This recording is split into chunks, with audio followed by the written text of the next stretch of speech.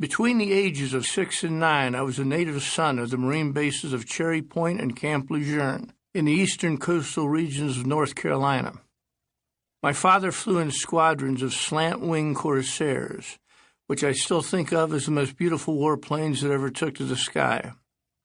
For a year, my dad flew with the great Boston hitter and left fielder Ted Williams. And family lore has it that my mother and Ms. Williams used to bathe my sister and me, along with Ted Williams' daughter. That still remains the most distinguished moment of my commonplace career as an athlete. I followed Ted Williams' pursuit of greatness, reveling in my father's insider knowledge that Ted has the best reflexes of any Marine pilot who ever flew Corsairs. I read every book about baseball in the library of each base and town we entered, hoping for any information about the kid or the splendid splinter.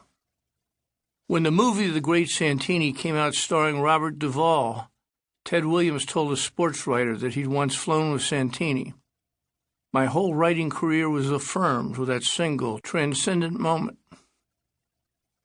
The forests around Cherry Point and Camp Lejeune were vast to the imagination of a boy.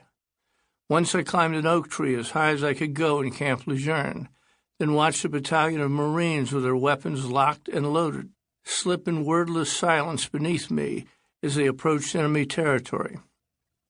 When I built the bridge near B Building in Cherry Point, I invited the comely Kathleen McCadden to witness my first crossing. I had painted my face like a Lumbee Indian and wielded a Cherokee tomahawk I had fashioned to earn a silver arrow point as a Cub Scout. My bridge collapsed in a heap around me, and I fell into the middle of a shallow creek as poor Kathleen screamed with laughter on the bank.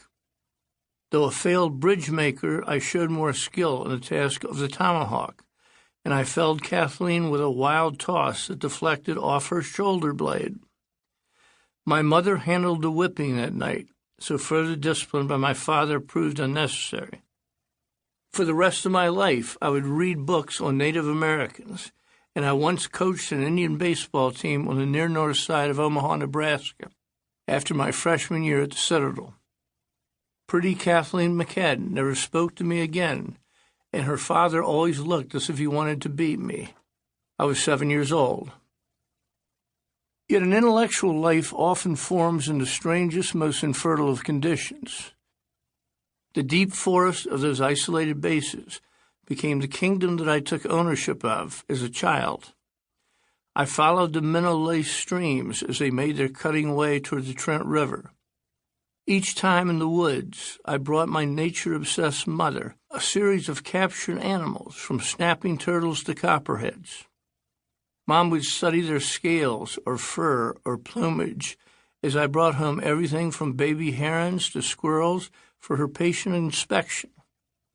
After she looked over the day's catch, she would shower me with praise and then send me back into the woods to return my captives where I had discovered them. She told me she thought I could become a world-class naturalist or even the director of the San Diego Zoo.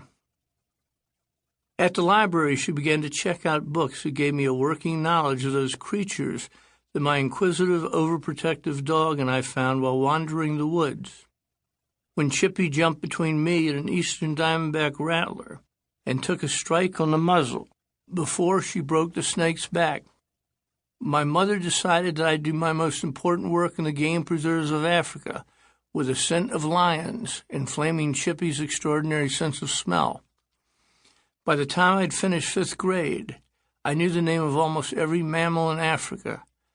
I even brought her a baby fox once and had a coral snake in a pickle jar. She answered me with trips to the library, where I found a whole section labeled Africa, the books oversized and swimming with photographs of creatures with their claws extended and their fangs bared. Elephants moved across parched savannas, and hippopotamuses bellowed in the Nile River. Crocodiles sunned themselves on riverbanks where herds of zebra came to drink their fill. Books permitted me to embark on dangerous voyages to a world of painted faces of mandrills and leopards scanning the veldt from the high branches of a baobab tree. There was nothing my mother could not bring me from a library. When I met a young Marine in the woods one day hunting butterflies with a net and a killing jar, my mother checked out a book that took me far into the world of Lepidoptera, with hair streaks, sulfurs, and fritillaries placed in solemn rows.